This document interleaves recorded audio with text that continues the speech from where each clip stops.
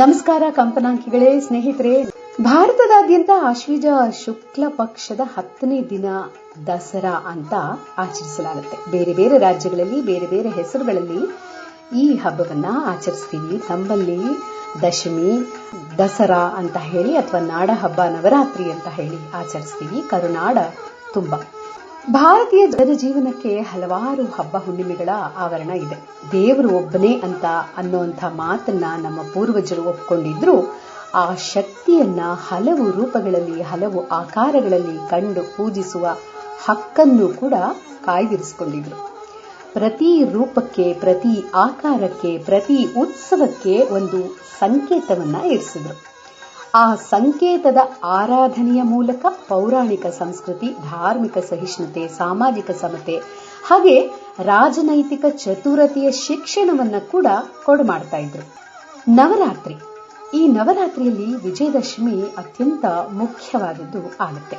ವಿಜಯದಶಮಿಯ ಮುಖ್ಯ ಆರಾಧ್ಯ ದೇವತೆ ಆದಿಶಕ್ತಿನೇ ಆಗಿದ್ದಾಳೆ. ಈ ಆದಿಶಕ್ತಿಯೇ ಮಹಿಷಾಸುರಮರ್ಧಿನಿ ಅಂತ ಕರೆಸ್ಕೊಳ್ಳೋದು. ಮಹಿಷಾಸುರ ರಾಕ್ಷಸನ ಉಪಟಳವನ್ನ ತಡಿಲಾರದಂತಹ ದೇವಾನುದೇವತೆಗಳು ಆತನನ್ನು ನಾಶಪಡಿಸಬೇಕು ಅಂತ ಹೇಳಿ ಆದಿಶಕ್ತಿಯನ್ನ ವಿನಂತಿಸಿಕೊಳ್ತಾರೆ. ಆಗ ಆದಿಶಕ್ತಿ ಸಾಗರವನ್ನೇ ಗುಟುಕರಿಸಿ ಬಿಡುವಂತಹ, ಪರ್ವತ ಶಿಖರಗಳನ್ನೇ ಕಿತ್ತೆಸೆದು ಬಿಡುವಂತಹ, ಭಯವನ್ನೇ ಅಂಜಿಸಿ ಬಿಡುವಂತಹ ಭಯಂಕರ ರೂಪವನ್ನು ಧರಿಸಿ ಮಹಿಷಾಸುರನ ಮೇಲೆ ನುಗ್ಗಿ ಹೋಗ್ತಾಳೆ. 9 ದಿನ ಹಗಲಿರುಳು ಕಾಳಗ ನಡೆಯುತ್ತೆ. ಆಶ್ವೀಜ ಶುದ್ಧ ದಶಮಿಯಂದು ಆದಿಶಕ್ತಿಗೆ ಗೆಲುವು ದೊರೆಯುತ್ತೆ. ಅಂದೇ ನಾವು ವಿಜಯದಶಮಿ ಅಂತ ಆಚರಿಸೋದು. ಇದು ದಸರೆಯ ಹಿನ್ನೆಲೆಯ ಪೌರಾಣಿಕ ಕಥೆ. ನಮ್ಮಲ್ಲಿರುವ ಶಕ್ತಿ ಮೋಹರೂಪದ ಮಹಿಷಾಸುರನ ಜೊತೆ ಹೋರಾಡಿ ವಿವೇಕದ ವಿಜಯವನ್ನ ಸಂಪಾದಿಸಿ ಒಂದು ಬಗೆಯ ಸೀಮೋಲ್ಲಂಘನೆಯನ್ನೇ ಮಾಡಿದ ಮಾನವ ವಿಜಯವೇ ವಿಜಯದಶಮಿ ಅಂತ ಹೇಳಬಹುದು. ಅದನ್ನೇ ನಮ್ಮ ಪೂರ್ವಜರು ಸಾಂಕೇತಿಕವಾಗಿ ಶಕ್ತಿ ದೇವತೆಯ ಮುಖಾಂತರ ಇದನ್ನ ಹೇಳಿಕೊಟ್ಟಿದ್ದಾರೆ. ಆದಿಶಕ್ತಿಯ ಹೋರಾಟಕ್ಕೆ ನಮ್ಮ ಹಿರಿಯರು 9 ದಿನಗಳನ್ನ ಯಾಕೆ ಯೋಜನೆ ಮಾಡಿದ್ರು, ಯಾಕೆ ಆಯೋಜಿಸಿದ್ರು? ಈ 9 ರಾತ್ರಿಗಳೇ ಅಥವಾ 9 ದಿನಗಳೇ ಆದಿಶಕ್ತಿಯ ಪೂಜೆಯನ್ನ ಮಾಡಬೇಕು ಅನ್ನೋದ್ರ ಬಗ್ಗೆ ತಿಳ್ಕೊಳ್ಳೋಣ. ನಮ್ಮ ಸಂಖ್ಯಾಶಾಸ್ತ್ರದಲ್ಲಿ 9 ಅಂಕೆಗೆ ಇರೋಷ್ಟು ಮಹತ್ವ ಬೇರೆ ಅಂಕೆಗಳಿಗೆ ಇಲ್ಲ ಅಂತ ಹೇಳಿದ್ರೆ ತಪ್ಪಾಗ್ಲಾರ್ದು. ಇದರಲ್ಲಿ ಇನ್ನುಳಿದ ಯಾವ ಅಂಕೆಯೂ ಸಮಾವೇಶಗೊಳ್ಳಲು ಸಾಧ್ಯವಿಲ್ಲ. ಅಂದ್ರೆ ಇನ್ನುಳಿದ ಯಾವ ಸಂಖ್ಯೆಯಲ್ಲಿಯೂ ಇದು ಸಮಾವೇಶಗೊಳ್ಳಲಾರದು ಈ 9. ಹಾಗೆಯೇ ಆದಿಶಕ್ತಿಯ ಅಮಿತ ಆಕಾರದಲ್ಲಿ ಇಡೀ ವಿಶ್ವ ಸಮಾವೇಶಗೊಳ್ಳಬಹುದೇ ವಿನ ವಿಶ್ವದ ಯಾವುದೇ ವಸ್ತುವಿನಲ್ಲಿ ಆದಿಶಕ್ತಿ ಸಂಪೂರ್ಣವಾಗಿ ಸಮಾವೇಶಗೊಳ್ಳೋದಕ್ಕೆ ಸಾಧ್ಯ ಇಲ್ಲ ಅಂತ ಹೇಳ್ತಾರೆ. ಸಿಂಧುವಿನಲ್ಲಿ ಬಿಂದು ಅಡಕವಾಗಬಹುದೇ ಹೊರತು ಬಿಂದುವಿನಲ್ಲಿ ಸಿಂಧುವನ್ನ ಹಿಡಿದಿಡುವುದು ಅಸಾಧ್ಯ ಅನ್ನೋ ಮಾತು ಕೂಡ ಇದೆ. 9ಕ್ಕೆ ಯಾವುದೇ ಅಂಕೆಯಿಂದ ಗುಣಿಸಿದ್ರೂ ಬರೋ ಅಂಥ ಅಂಕೆಗಳ ಮೊತ್ತ ಪುನಃ 9 ಆಗಿರುತ್ತೆ. ಪ್ರಯತ್ನಪಟ್ಟು ನೋಡಿ. ಈ ರೀತಿಯಾಗಿ 9 ತನ್ನ ಅಸ್ತಿತ್ವವನ್ನ ಅಬಾಧಿತವಾಗಿ ಇರಿಸಿಕೊಂಡು ಪೂರ್ಣತ್ವವನ್ನ ಪಡೀತು ಅಂತ ಹೇಳ್ತಾರೆ ನಮ್ಮ ಪೂರ್ವಜರು, ಹಿರಿಯರು. ಮಾನಸಿಕ ಸ್ವಾಸ್ಥ್ಯ ಲಭಿಸಿದ ಮನುಷ್ಯನ ಬದುಕು ಸುಂದರವಾಗಿರುತ್ತೆ ಅಂತ ಎಲ್ರಿಗೂ ಗೊತ್ತಿರುವಂಥದ್ದು. ಆದ್ರಿಂದ ದೈಹಿಕ ಶಕ್ತಿಯೂ ಅಷ್ಟೇ ಅನಿವಾರ್ಯ ಅನ್ನೋದು ನಿಸ್ಸಂದೇಹ.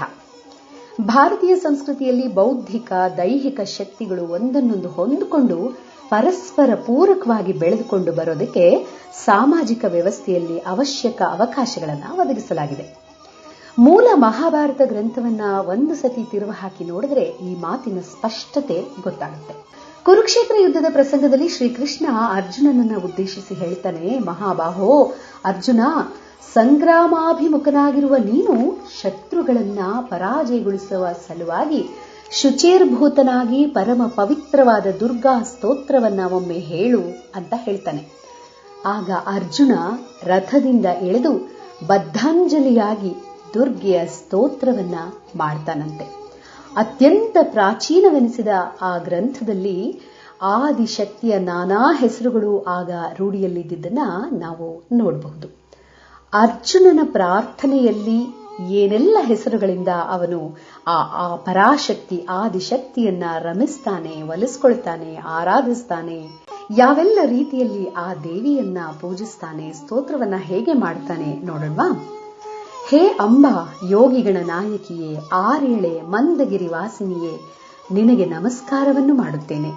ನೀನು ಅವಿಪ್ಲುತ ಬ್ರಹ್ಮಚರ್ಯೆಯಲ್ಲಿ ಇರತಕ್ಕವಳು, ಜರಾಮರಣ ರಹಿತಳು.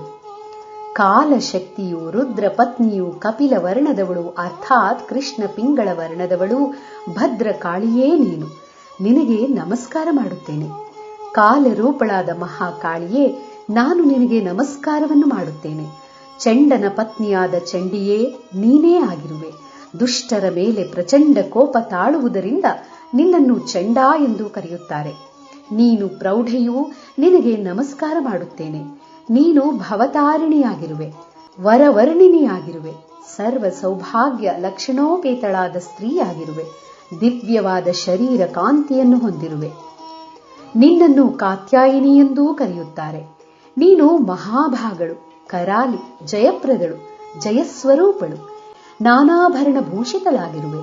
ನೀನು ಭಯಂಕರವಾದ ತ್ರಿಶೂಲಾಯುಧವನ್ನು ಧರಿಸಿರುವೆ, ಖಡ್ಗವನ್ನು, ಗುರಾಣಿಯನ್ನು ಧರಿಸಿರುವೆ. ನಂದ ಗೋಪ ವಂಶದಲ್ಲಿ ನೀನು ಅವತರಿಸಿದ್ದೆ. ಆದ್ದರಿಂದಲೇ ನೀನು ಗೋಪೇಂದ್ರನಾದ ಶ್ರೀಕೃಷ್ಣನ ತಂಗಿಯಾಗಿರುವೆ.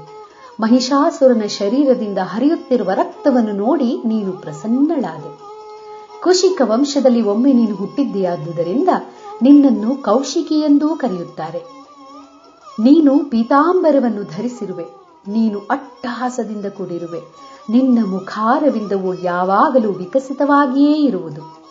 ಕೋಕಮುಖಳು ನೀನು, ರಣಪ್ರಿಯಳು. ಅಂತಹ ನಿನಗೆ ನಮಸ್ಕರಿಸುತ್ತೇನೆ.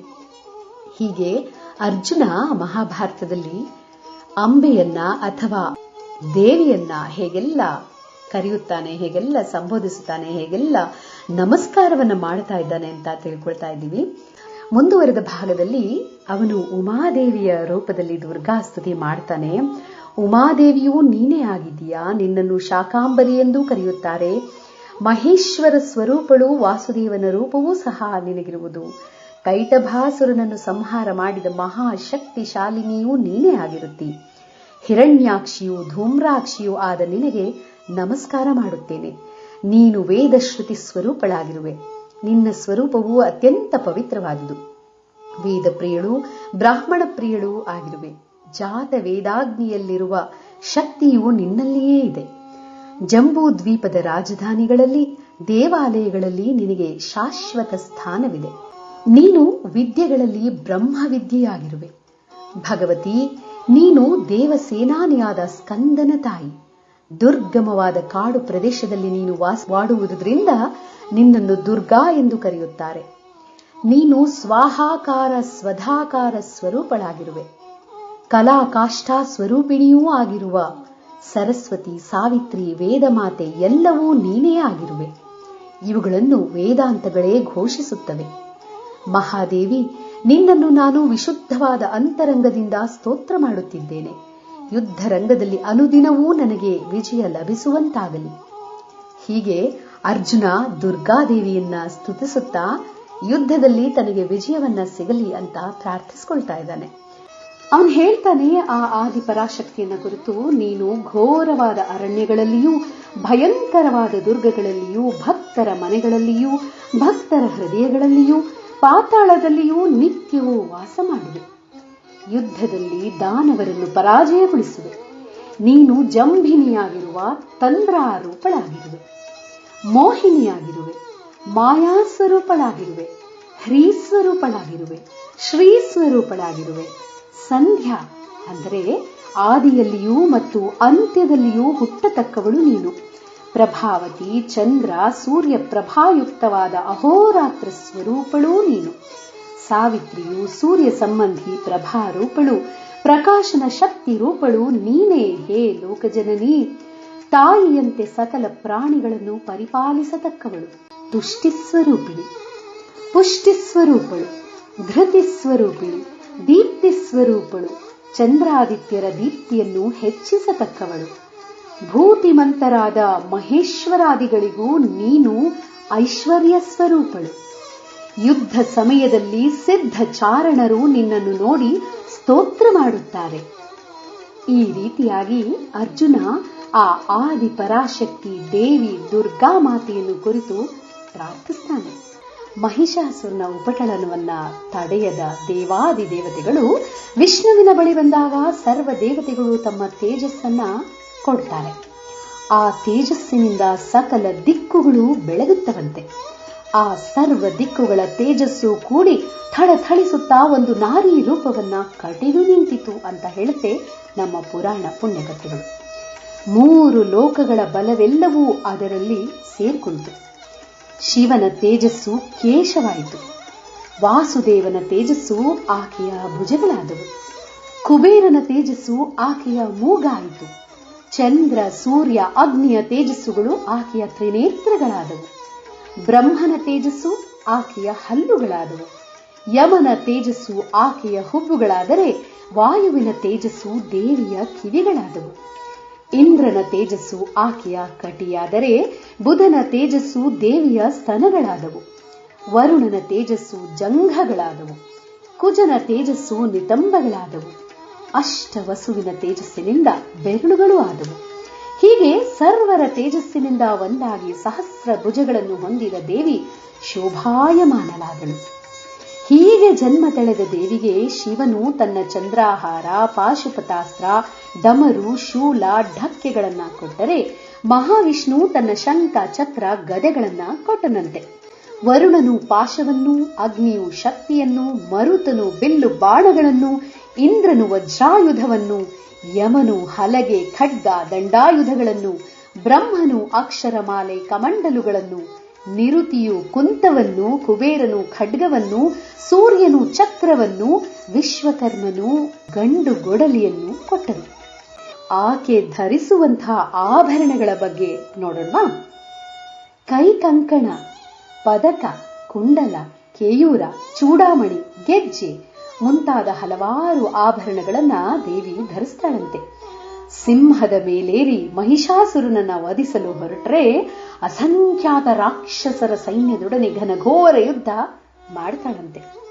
ದೇವಿಯ ಸಾಮರ್ಥ್ಯದ ಮುಂದೆ ರಾಕ್ಷಸ ಸೈನ್ಯ ನುಚ್ಚು ನೂರಾಗುತ್ತೆ. ಮಹಿಷಾಸುರ ವೀರಾವೇಶದಿಂದ ಹೋರಾಡಿದ. ಕೈ ಕಾಳಗದಲ್ಲಿ ದೇವಿ ಮಹಿಷಾಸುರನನ್ನ ಕೆಳಗೆ ಕೆಡವಿ ತನ್ನ ಶೂಲದಿಂದ ಕೊಲ್ಲುತ್ತಾಳೆ. ಒಂದು ಭಯಂಕರ ಕುತ್ತಿನಿಂದ ಜಗತ್ತನ್ನ ಉಳಿಸ್ತಾಳೆ ಆ ಮಹಾತಾಯಿ. ಮಹಿಷಾಸುರ ಮರ್ಧಿನಿಯನ್ನು ಎಲ್ಲರೂ ಹಾಡಿ ಹೊಗಳುತ್ತಾರೆ. ಅಂದು ದಸರೆ ವಿಜಯದಶಮಿ. ವಿಜಯದಶಮಿಯ ಸಂಕೇತ ದುಷ್ಟನ ಸಂಹಾರ, ಶಿಷ್ಟರ ಉದ್ಧಾರ ಅನ್ನುವಂಥದ್ದು ಹಲವಾರು ಉದಾಹರಣೆಗಳಲ್ಲಿ ನಾವು ನೋಡ್ತೀವಿ. ನಮಗೆಲ್ಲರಿಗೂ ಗೊತ್ತಿರೋ ಹಾಗೆ ದಸರಾ ಹಬ್ಬದ 10ನೇ ದಿನಕ್ಕೆ ಶಮಿಯ ನಂಟು ಕೂಡ ಉಂಟು. ದಶಹರ ಅಂದ್ರೆ ಸಂಸ್ಕೃತದಲ್ಲಿ 10 ದುಷ್ಟ ಬುದ್ಧಿಗಳನ್ನ ಕಳೆಯುವುದು ಅಂತ ಅರ್ಥ. ಯಾವ್ಯಾವುದು ಆ 10 ದುಷ್ಟ ಗುಣಗಳು? ಅಹಂಕಾರ, ಅಮಾನವತ್ವ, ಅನ್ಯಾಯ, ಕಾಮ, ಕ್ರೋಧ, ಲೋಭ, ಮದ, ಮತ್ಸರ, ಮೋಹ ಮತ್ತು ಸ್ವಾರ್ಥ. ವಿಜಯದಶಮಿ ಈ 10 ಅವಗುಣಗಳ ಮೇಲೆ ಸಾಧಿಸುವ ವಿಜಯ ಅಂತ ಕೂಡ ನಂಬಿಕೆ ಉಂಟು. ಆಗ್ಲೇ ಹೇಳಿದ ಹಾಗೆ ದಸರೆಯ ಉತ್ಸವಕ್ಕೆ ಶಮಿಯ ನಂಟು ಕೂಡ ಉಂಟು.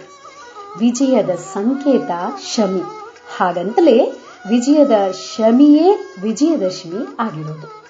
ಶಮಿ ಅಥವಾ ಬನ್ನಿ ಅಂತ ಕರೆಯುವಂತಹ ಎಲೆಗಳನ್ನ ಸುವರ್ಣ ಅಂತ ನಂಬಿಕೆ ಇಟ್ಟು ಪರಸ್ಪರ ಹಂಚಿಕೊಳ್ಳುವ ಪದ್ಧತಿಯು ರೂಢಿಯಲ್ಲಿದೆ.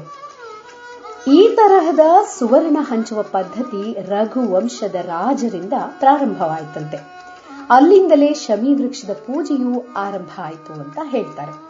ಶಮಿಗೆ ನಮ್ಮ ಆಯುರ್ವೇದದಲ್ಲಿಯೂ ಕೂಡ ಪ್ರಮುಖ ಸ್ಥಾನ ಇದೆ. ಅದರಲ್ಲಿ ನಂಜು ನಾಶದ ಸಾಮರ್ಥ್ಯ ಇದೆ, ಅಂದ್ರೆ ಆಂಟಿಸೆಪ್ಟಿಕ್ ಗುಣ ಇದೆ ಅಂತ ಹೇಳ್ತಾರೆ. ದಸರೆಯ ದಿವಸ ಪಠಿಸುವ ಮಂತ್ರದಲ್ಲಿ ಶಮಿಯ ಮಹತ್ವವನ್ನ ನೋಡಬಹುದು. ಶಮಿ ಶಮಿಯಂತೆ ಪಾಪಂ ಶಮಿ ಲೋಹಿತ ಕಂಟಕ ಧಾರಿಣ್ಯಾರ್ಜುನ ಬಾಣಾನಾಂ ರಾಮಸ್ಯ ಪ್ರಿಯವಾದಿನಿ ಕರಿಷ್ಯಮಾಣಯಾತ್ರಾಯಾಂ ಯಥಾ ಕಾಲ ಸುಖಂ ಮಯಾ ತತ್ರ ನಿರ್ವಿಘ್ನ ಕರ್ತ್ರಿ ತ್ವಂ ಶ್ರೀರಾಮ ಪೂಜಿತೆ. ಅಂದ್ರೆ ಶಮಿ ಪಾಪವನ್ನ ನಾಶಗೊಳಿಸುತ್ತೆ. ಶಮಿಯ ಮುಳ್ಳುಗಳು ಕಂದು ಬಣ್ಣವನ್ನು ಹೊಂದಿರುತ್ತದೆ.